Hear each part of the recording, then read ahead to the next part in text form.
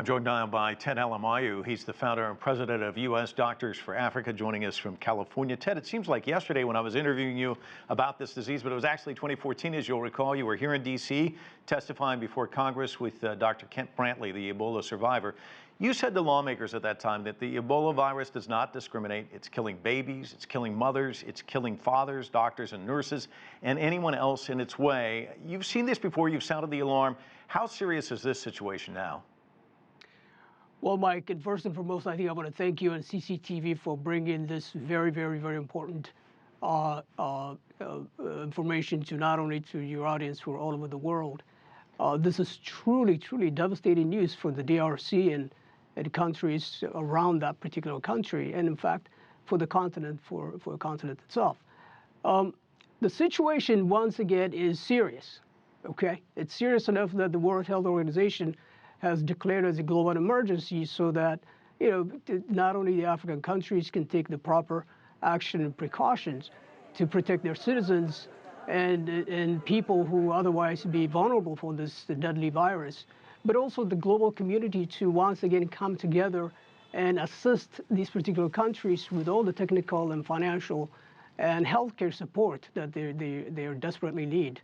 I know that from this side of the world, the USAID is currently working on scaling up their support for the DRC and other countries that may need this particular support. But this is a very serious business. You remember 14 years ago, the minute 14 or 1,500 people died, I was on television and radio here in the U.S. screaming loud, encouraging African leaders, encouraging the global community and members of Congress and the White House to really react as quickly as possible before tens of thousands of people executed or were slaughtered by this disease.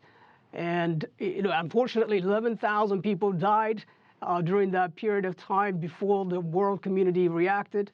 Now this is a warning sign. 1,400 people died. Somewhere about 1,500 to 2,000 people already been affected. So this is a pretty serious business, pretty serious stuff. Ted, did we learn anything last time that's helpful this time around, do you think? Well, last time was the perfect example to not only learn something, but also to be prepared for something like this, potentially from coming back.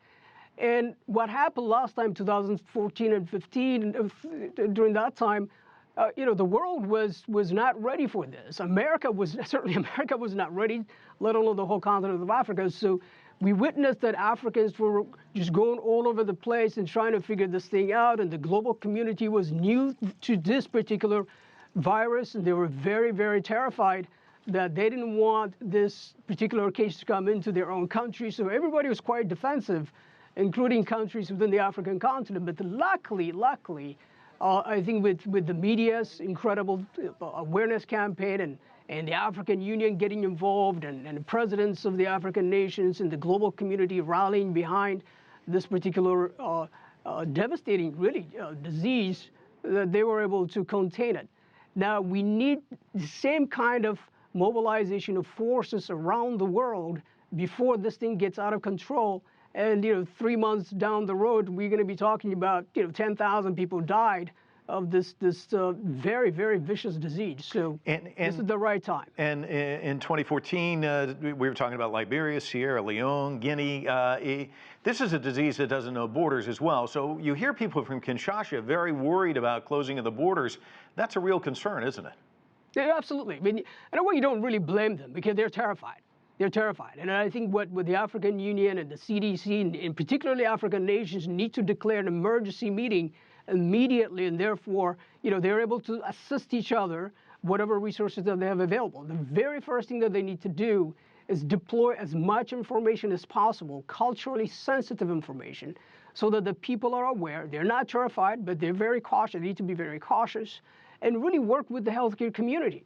The doctors are going out there to save lives, not to kill people. That was one of the things that we witnessed in 2014 was, people are actually attacking healthcare workers, volunteers from the U.S. and other parts of the world going out there, ground zero to save lives, and they were being attacked.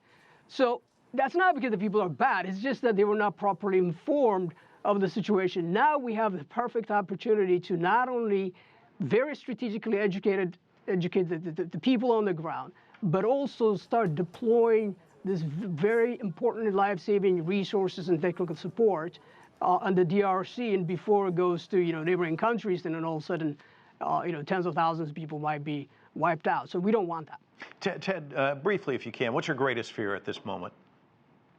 Well, my greatest fear is, look, I mean, we witnessed that massive, catastrophe with 2014 of 11, 12,000 people who died.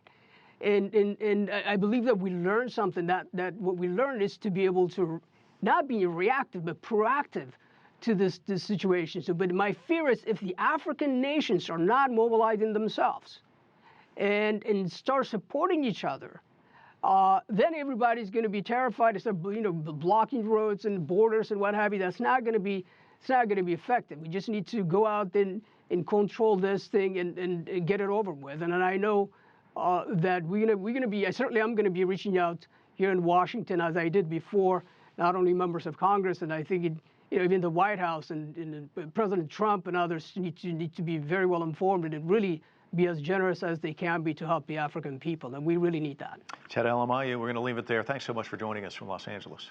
Thank you, Mike.